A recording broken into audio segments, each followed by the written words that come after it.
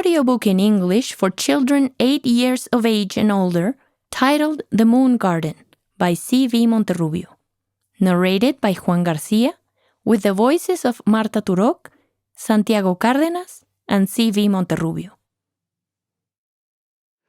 There was nothing anyone could say to convince Paulo to give the moon a chance. It was fall and orange, filling the evening sky, when he saw his mom for the last time.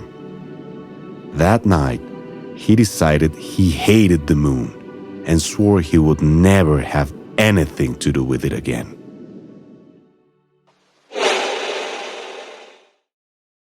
It was 3 years later, and besides schoolwork, there was not much to do at the foster home where Paulo now lived.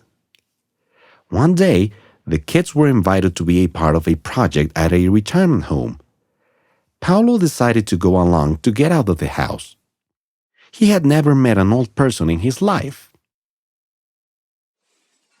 The Friday of the first visit, a nurse led the children towards a garden area with a white plastic-covered structure. A group of old people sat around it and greeted the visitors. A younger woman, wearing a sturdy apron, opened the door and let everyone inside. She welcomed them, introduced herself as their teacher, and explained, "This is our urban greenhouse veggie garden. We have 4 raised beds filled with soil where we will plant and harvest a variety of edible plants, guided by the moon calendar. If you pay attention and follow my instructions, before the end of the year, we'll be eating jicaletas grown in this very soil." Kids and elders cheered at the goal of a yummy reward. But Paulo's heart fell to his stomach. He raised his hand. "Can't we use another calendar?" The moon phases affect the movement of the plant's sap. I'll explain more later. Paulo couldn't believe it. He thought this was gonna be fun. Now it had to do with the moon. The teacher continued. "I'll draw a black circle on the days of the month that have a new moon, and a white circle on the days with a full moon. That should make it easy to follow." The teacher gave instructions to the group and the day's activity began. Paulo started walking towards the tool shelf, trying to avoid the calendar when he tripped over something. He turned to the floor and saw a ball of yarn and a knitting needle roll away. Then he heard, "My scarf!" Paulo chased after the ball and the needle, caught them, and in a few seconds handed them back to a lady who extended her arms towards him. "Sorry, ma'am." "Wow, you're fast, Flash." The lady turned around to put her knitting away. After that, she began planting seeds in the seeding trays along with the other elders, while the children organized the gardening tools. Paulo muddled along, just waiting for the day to end.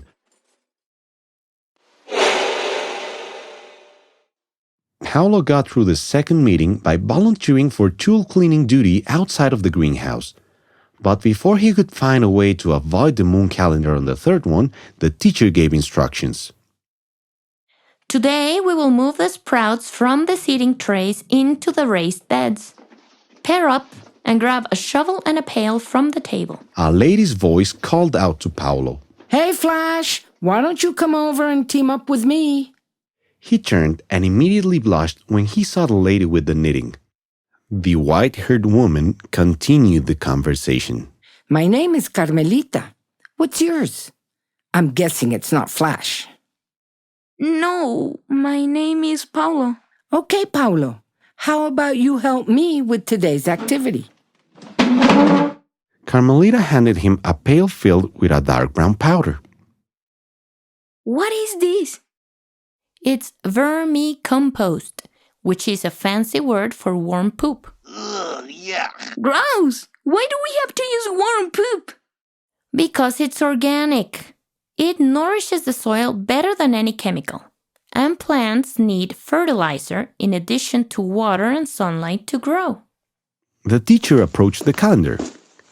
Paulo started to sweat. This is the moon gardening calendar. It relates the cycles of the plants to the phases of the moon. Today, the moon is waxing. This means that the plant's sap is going upwards. It's ideal to plant sprouts with the edible part above the ground, like tomatoes, celery, and lettuce. We will place these sprouts in the raised beds by making small holes next to the jicamas that we planted last time. Then we'll cover them with the vermicompost and water them. Carmelita noticed Paulo's frown.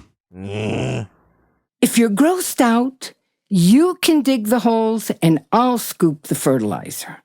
It's not that. I hate that the moon has to be in all of this. Why? I don't want anything to do with it. I'm glad you told me. Well, we can't change what the moon does to plants, but I have an idea.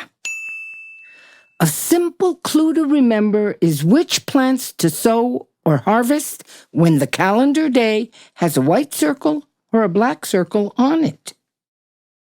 How about I make you a reminder for that so that you won't even have to think of the moon? Would that help? Maybe. Come on, Paulo, let's get planting. By the end of the afternoon, they had settled the sprouts into their new and fertilized home. The next time the kids came to the greenhouse, Paulo greeted Carmelita and sat next to her. While the rest of the group was getting settled, he asked her, Do you have any children? Yes, I have one, but I haven't seen him in a long time. He lives in another city. Did you last see him when he was a child? The last time I saw him, he came over with his own son, my grandson, who is a tad younger than you. They call me. She pulled a cell phone out of her purse and showed him a photo. We don't always have our loved ones close enough to hug them, but little things can be love messengers. I send them scarves to let them know that I think about them while I'm knitting. Carmelita winked at him and motioned for them to pay attention to class. We are almost to the new moon. Can anyone tell me what that means for our garden? The sap of the plants goes down to the roots. The calendar shows it's the day to harvest plants that have the edible parts underground, like jicamas, carrots, and potatoes. That is correct, Carmelita. But we're not there yet. Since plants need time to grow, we won't harvest anything for a few months. So today and for the next several meetings, we won't be gardening. I'll run recycling and arts and crafts workshops while we wait. Paulo glanced at the calendar and exhaled with relief. Phew, perfect. Carmelita leaned over to Paulo and whispered, When the teacher isn't looking, I'll share some candy with you. I always carry plenty in my purse. Paulo's smile made an appearance.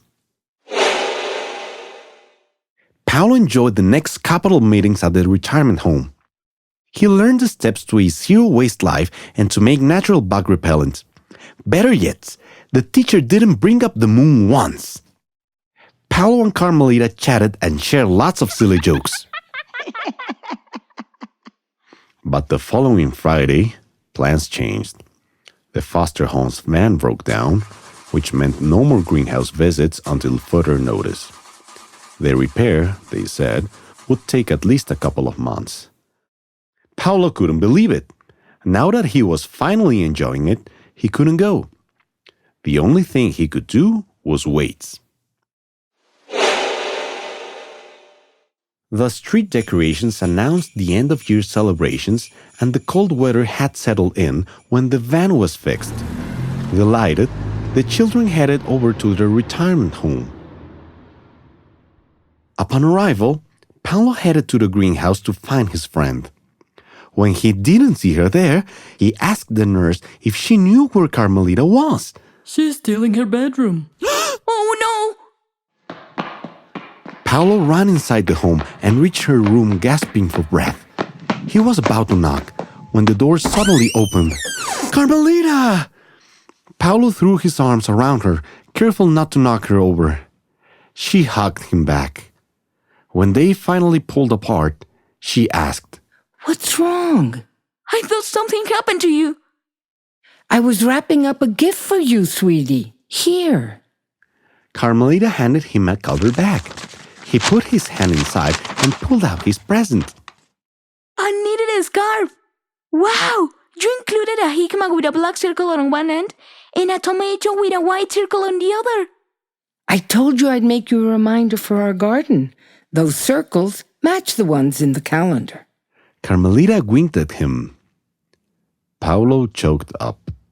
Thank you, my first love messenger.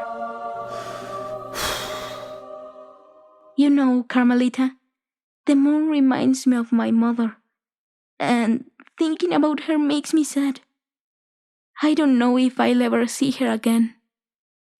I feel the same way about my son and my grandson. I also don't know if I'll see them again. The only thing left is to accept reality and focus on the present. Today, I'm here with you, dear Paulo.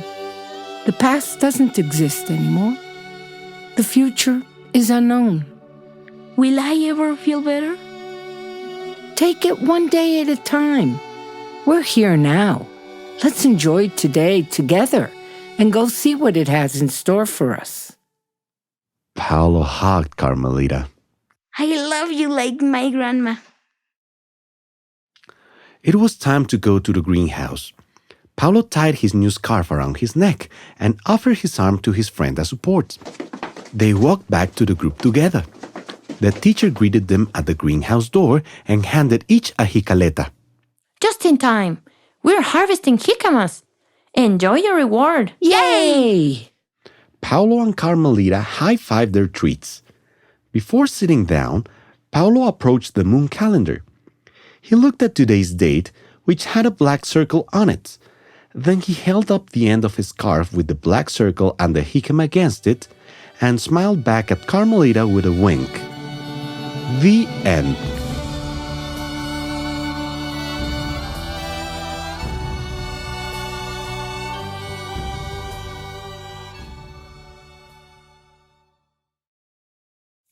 The first paper edition of this book was published in San Rafael, California in 2024 in hardcover, bilingual, and full color. Illustrated by Claudia Navarro. Edited by BBU Publishing and printed in Mexico. The audiobook was recorded in Oslo Sound Studios in Mexico City and produced by audio engineer Orson Ramirez.